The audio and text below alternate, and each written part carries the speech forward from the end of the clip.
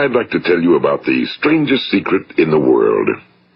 Some years ago, the late Nobel Prize-winning Dr. Albert Schweitzer was being interviewed in London, and a reporter asked him, "Doctor, what's wrong with men today?" And the great doctor was silent a moment, and then he said, "Men simply don't think." It's about this that I want to talk with you. We live today in a golden age. This is an era that man has looked forward to, dreamed of, and worked toward for thousands of years. But since it's here, we pretty well take it for granted. We in America are particularly fortunate to live in the richest land that ever existed on the face of the earth, a land of abundant opportunity for everyone. But do you know what happens? Well, let's take 100 men who start even at the age of 25. Do you have any idea what will happen to those men by the time they're 65? These 100 men who all start even at the age of 25 believe they're going to be successful. If you asked any one of these men if he wanted to be a success, he'd tell you he did. And you'd notice that he was eager toward life, that there was a certain sparkle to his eye, an erectness to his carriage, and life seemed like a pretty interesting adventure to him. But by the time they're 65, 1 will be rich. 4 will be financially independent. 5 will still be working. 54 will be broke. Now think a moment. Out of the 100, only 5 make the grade. Now why do so many fail? What has happened to the sparkle that was there when they were 25? What's become of the dreams, the hopes, the plans? And why is there such a large disparity between what these men intended to do and what they actually accomplished? When we say about 5% achieve success, we have to define success. And here's the best definition I've ever been able to find. Success is the progressive realization of a worthy ideal. If a man is working toward a predetermined goal and knows where he's going, that man is a success. If he's not doing that, he's a failure. Success is the progressive realization of a worthy ideal. Rollo May, the distinguished psychiatrist, wrote a wonderful book called Man's Search for Himself. And in this book he says, the opposite of courage in our society is not cowardice. It is conformity. And there you have the trouble today. It's conformity, people acting like everyone else without knowing why, without knowing where they're going. Now think of it. In America right now, there are over 18 million people 65 years of age and older. And most of them are broke. They're dependent on someone else for life's necessities. Now, we learn to read by the time we're 7. We learn to make a living by the time we're 25. Usually by that time, we're not only making a living, we're supporting a family. And yet by the time we're 65, we haven't learned how to become financially independent in the richest land that has ever been known. Why? We conform. And the trouble is that we're acting like the wrong percentage group, the 95 who don't succeed. Now, why do these people conform? Well, they really don't know. These people believe that their lives are shaped by circumstances, by things that happen to them, by exterior forces. They're outer-directed people. A survey was made one time that covered a lot of men, working men, and these men were asked, "Why do you work? Why do you get up in the morning?"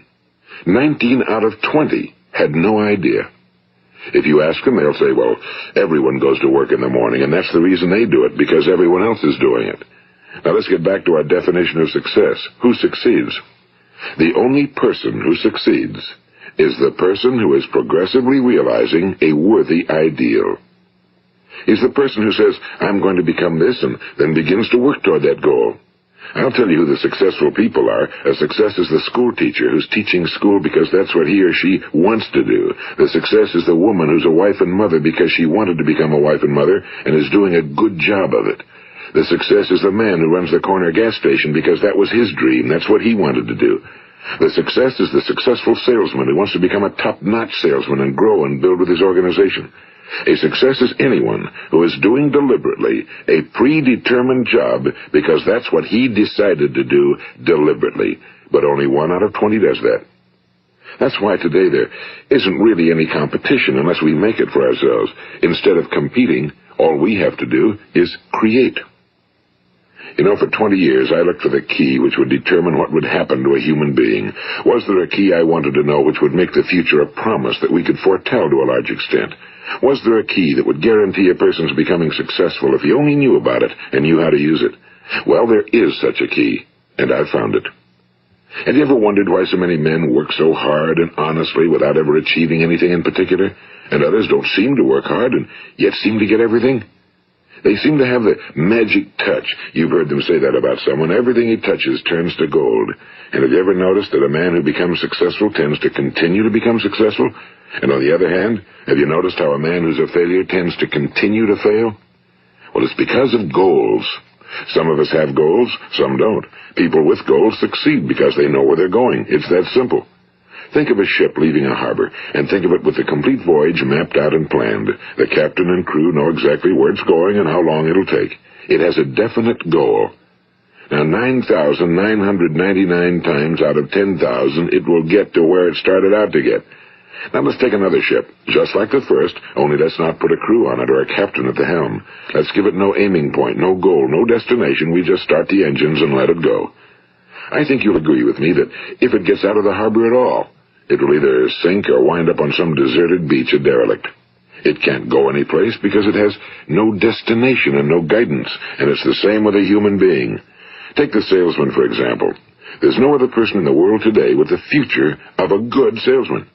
Selling is the world's highest paid profession, if we're good at it, and if we know where we're going.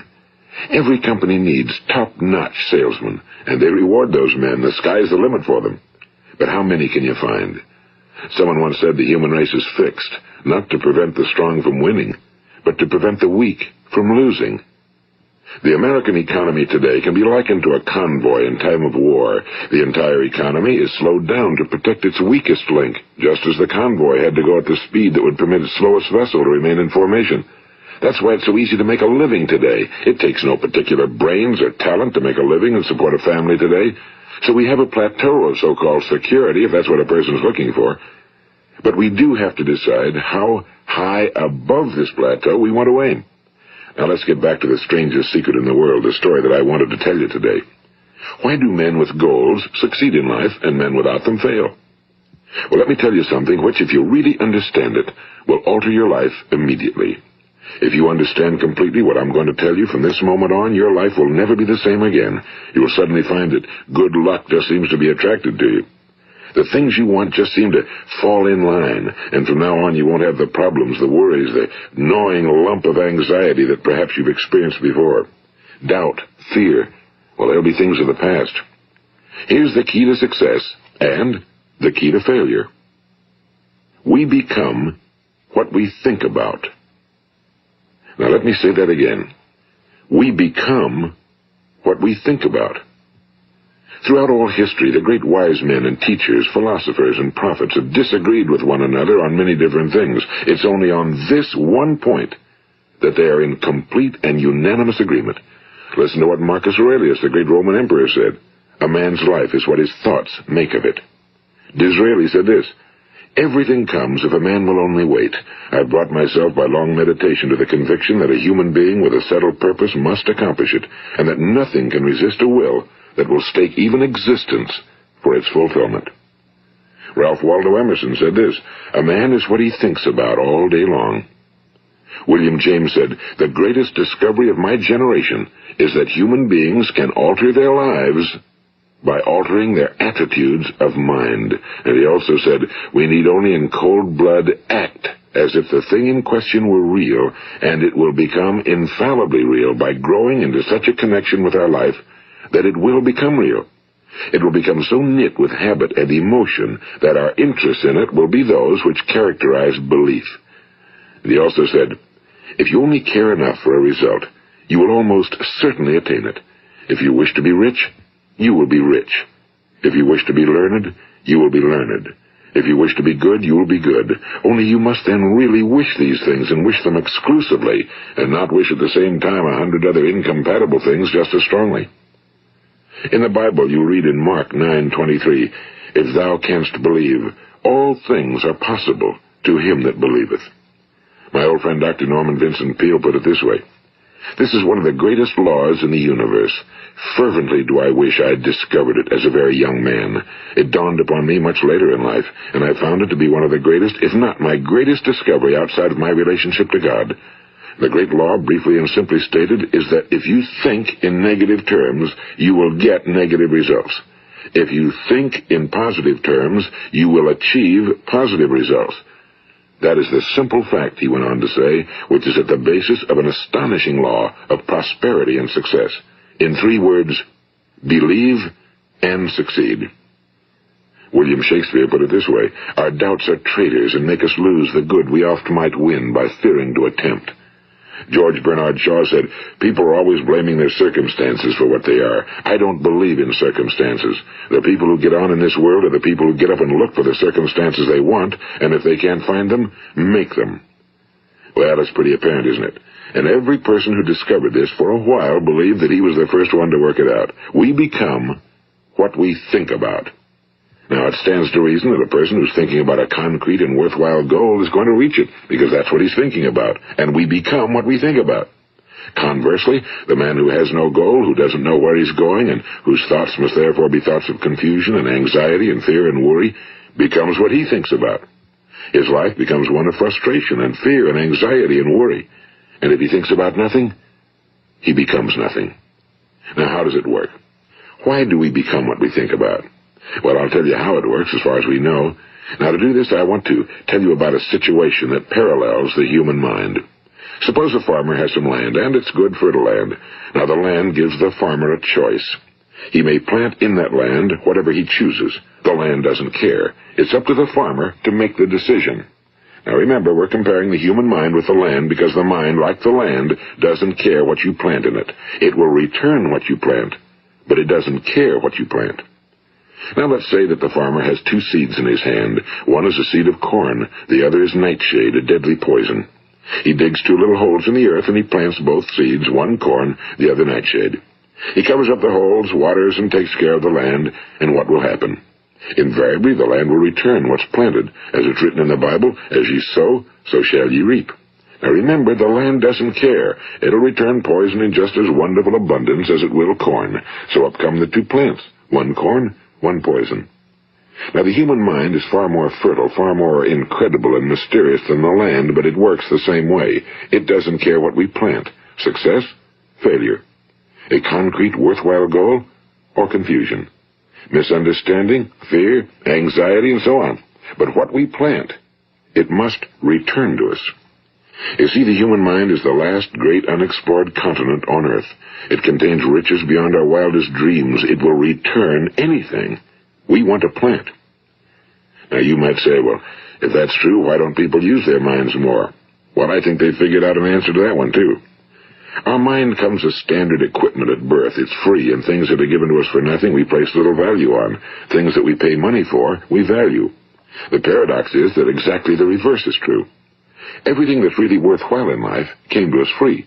Our minds, our souls, our bodies, our hopes, our dreams, our ambitions, our intelligence, our love of family and children and friends and country, all these priceless possessions are free. But the things that cost us money are actually very cheap and can be replaced at any time. A good man can be completely wiped out and make another fortune. He can do that several times. Even if our home burns down, we can rebuild it. But the things we got for nothing, we can never replace. The human mind isn't used because we take it for granted. Familiarity breeds contempt. It can do any kind of job we assign to it, but generally speaking, we use it for little jobs instead of big, important ones. Universities have proved that most of us are operating on about 10% or less of our abilities. So decide now, what is it you want? Plant your goal in your mind. It's the most important decision you'll ever make in your entire life. What is it you want? Do you want to be an outstanding salesman?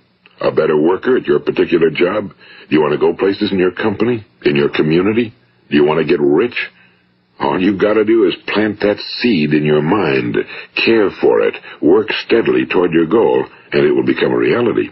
It not only will, there's no way that it cannot. You see, that's a law, like the laws of Sir Isaac Newton, the laws of gravity. If you get on top of a building and jump off, you'll always go down. You'll never go up, and it's the same with all the other laws of nature. They always work. They're inflexible. Think about your goal in a relaxed, positive way. Picture yourself in your mind's eye as having already achieved this goal. See yourself doing the things you will be doing when you've reached your goal. Ours has been called the phenobarbital age, the age of ulcers and nervous breakdowns and tranquilizers. At a time when medical research has raised us to a new plateau of good health and longevity, far too many of us worry ourselves into an early grave trying to cope with things in our own little personal ways without learning a few great laws that will take care of everything for us. These things we bring on ourselves through our habitual way of thinking. Every one of us is the sum total of his own thoughts. He is where he is because that's exactly where he really wants to be, whether he'll admit that or not. Each of us must live off the fruit of his thoughts in the future, because what you think today and tomorrow, next month and next year, will mold your life and determine your future. You're guided by your mind.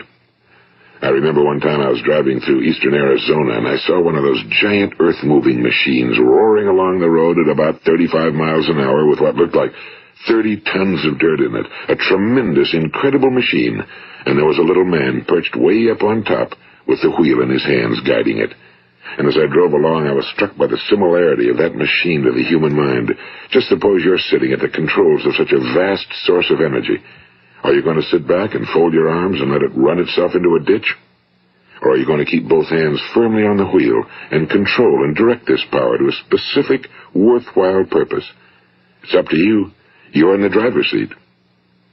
You see, the very law that gives us success is a two-edged sword. We must control our thinking. The same rule that can lead a man to a life of success, wealth, happiness, and all the things he ever dreamed of for himself and his family. That very same law can lead him into the gutter. It's all in how he uses it, for good or for bad. This is the strangest secret in the world. Now, why do I say it's strange, and why do I call it a secret? Actually, it isn't a secret at all. It was first promulgated by some of the earliest wise men, and it appears again and again throughout the Bible, but very few people have learned it, understand it. That's why it's strange, and why for some equally strange reason it virtually remains a secret. I believe that you could go out and walk down the main street of your town and ask one man after another what the secret of success is, and you probably wouldn't run into one man in a month who could tell you.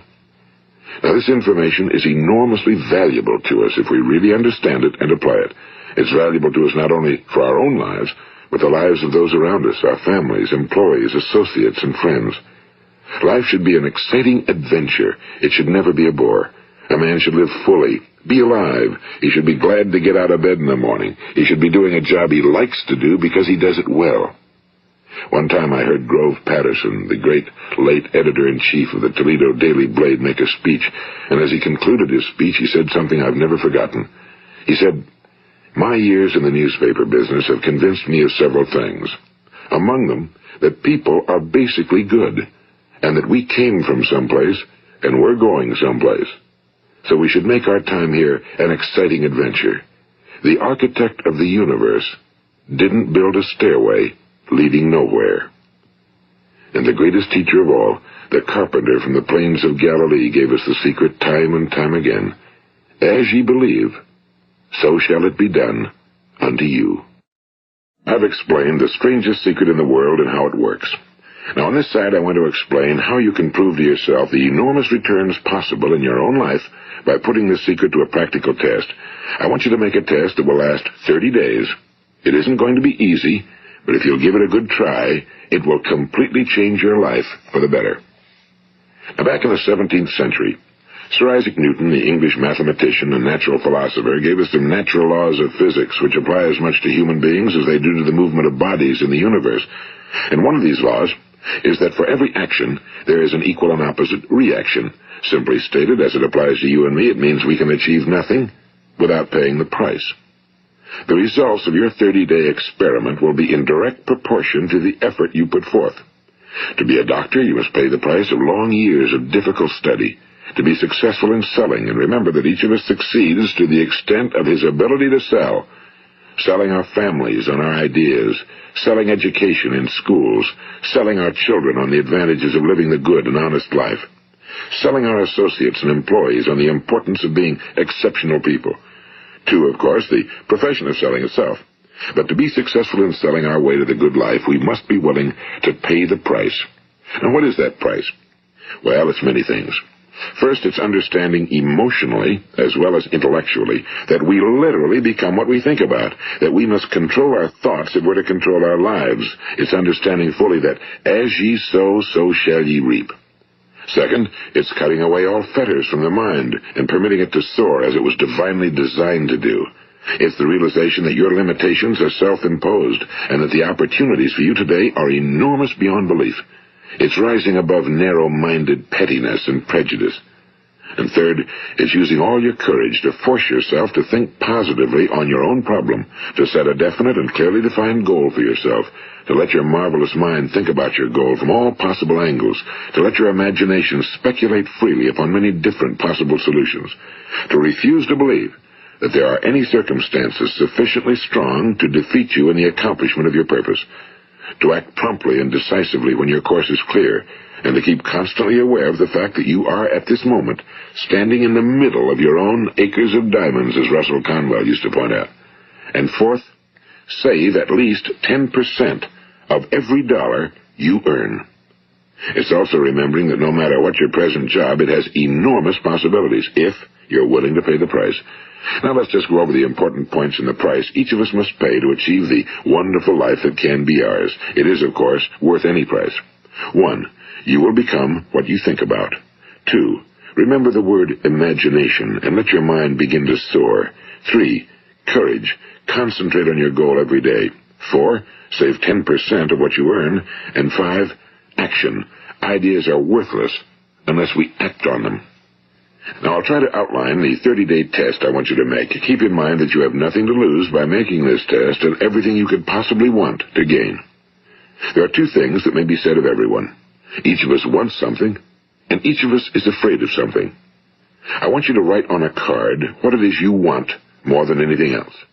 It may be more money. Perhaps you'd like to double your income or make a specific amount of money. It may be a beautiful home. It may be success at your job. It may be a particular position in life. It could be a more harmonious family. Each of us wants something.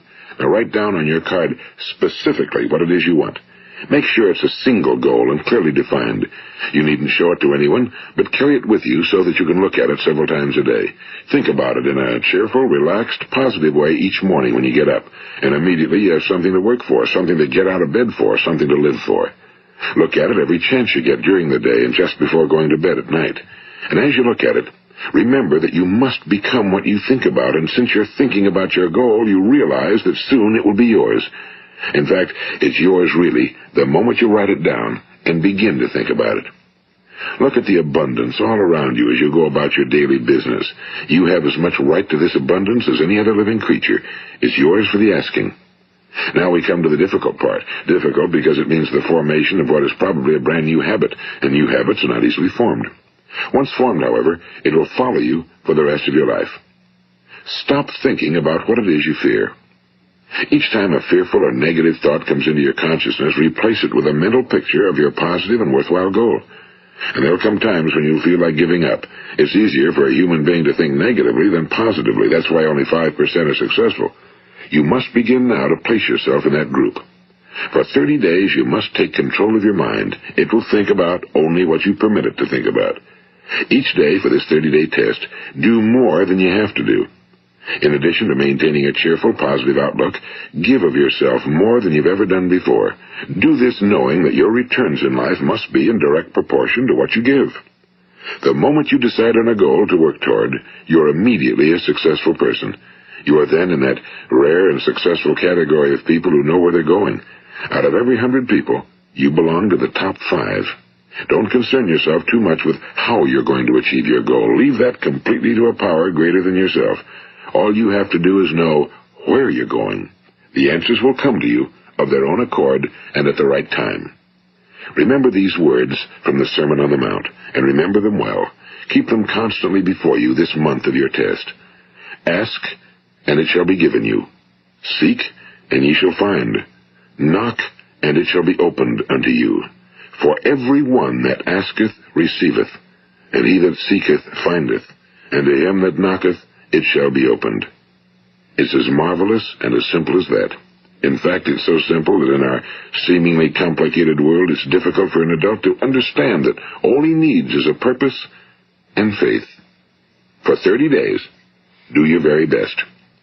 If you're a salesman, go at it as you've never done before, not in a hectic fashion, but with the calm, cheerful assurance that time well spent will give you the abundance in return you deserve and want. If you're a homemaker, devote your 30-day test to completely giving of yourself without thinking about receiving anything in return, and you'll be amazed at the difference it makes in your life. No matter what your job, do it as you've never done it before for 30 days. And if you've kept your goal before you every day, you'll wonder and marvel at this new life you've found. Dorothea Brand, the outstanding editor and writer, discovered it for herself and tells about it in her fine book, Wake Up and Live. Her entire philosophy is reduced to the words, act as though it were impossible to fail. She made her own test with sincerity and faith, and her entire life was changed to one of overwhelming success. Now, you make your test for 30 full days. Don't start your test until you've made up your mind to stick with it. You see, by being persistent, you're demonstrating faith. Persistence is simply another word for faith. If you didn't have faith, you'd never persist. If you should fail during your first 30 days, by that I mean suddenly find yourself overwhelmed by negative thoughts, you've got to start over again from that point and go 30 more days. Gradually, your new habit will form until you find yourself one of that wonderful minority to whom virtually nothing is impossible. And don't forget the card. It's vitally important as you begin this new way of living. On one side of the card, write your goal, whatever it may be. On the other side, write the words we've quoted from the Sermon on the Mount. Ask, and it shall be given you. Seek, and ye shall find. Knock, and it shall be opened unto you. Nothing great was ever accomplished without inspiration. See that during these crucial first 30 days, your own inspiration is kept at a peak. And above all, don't worry. Worry brings fear, and fear is crippling. The only thing that can cause you to worry during your test is trying to do it all yourself. Know that all you have to do is hold your goal before you. Everything else will take care of itself. Remember also to keep calm and cheerful. Don't let petty things annoy you and get you off course. Now, since making this test is difficult, some will say, why should I bother? Well, look at the alternative. No one wants to be a failure. No one really wants to be a mediocre individual. No one wants a life constantly filled with worry and fear and frustration. Therefore, remember that you must reap that which you sow. If you sow negative thoughts, your life will be filled with negative things. If you sow positive thoughts, your life will be cheerful, successful, and positive. Now, gradually, you will have a tendency to forget what you've heard on this recording. Play it often. Keep reminding yourself of what you must do to form this new habit. Gather your whole family around at regular intervals and listen to what's been said here. You know, most men will tell you that they want to make money without understanding the law. The only people who make money work in a mint. The rest of us must earn money. This is what causes those who keep looking for something for nothing or a free ride to fail in life. The only way to earn money is by providing people with services or products which are needed and useful. We exchange our time and our product or service for the other man's money. Therefore, the law is that our financial return will be in direct proportion to our service. Now, success is not the result of making money.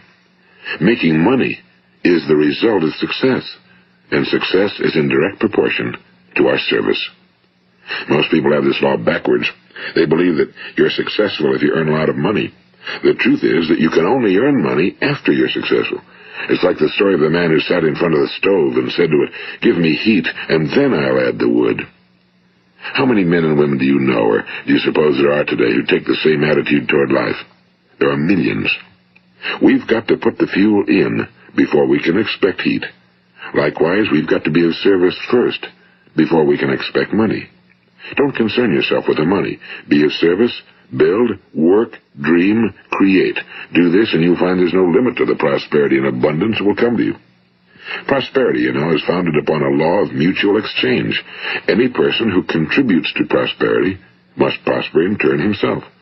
Sometimes the return will not come from those you serve, but it must come to you from someplace, because that's the law. For every action, there is an equal and opposite reaction. As you go daily through your 30-day test period, remember that your success will always be measured by the quality and quantity of service you render, and money is a yardstick for measuring this service. No man can get rich himself unless he enriches others. Now, there are no exceptions to a law. You can drive down any street in America and from your car estimate the service that's being rendered by the people living on that street. Had you ever thought of this yardstick before? It's interesting.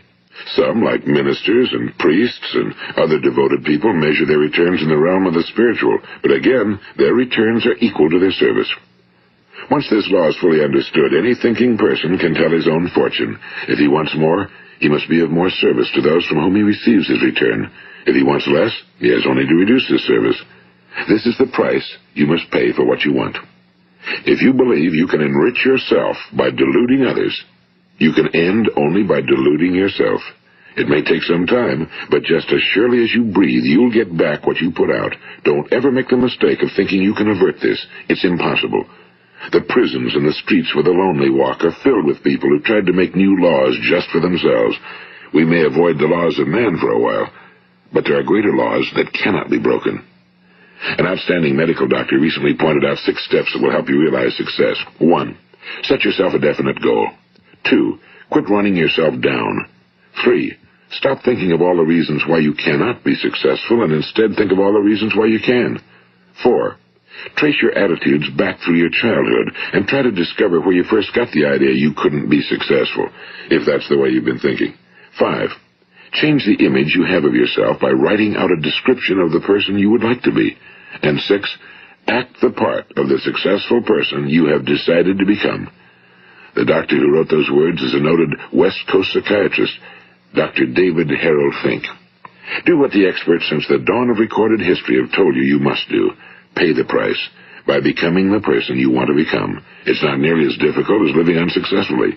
Make your 30-day test, then repeat it again, and each time it will become more a part of you until you'll wonder how you could ever have lived any other way.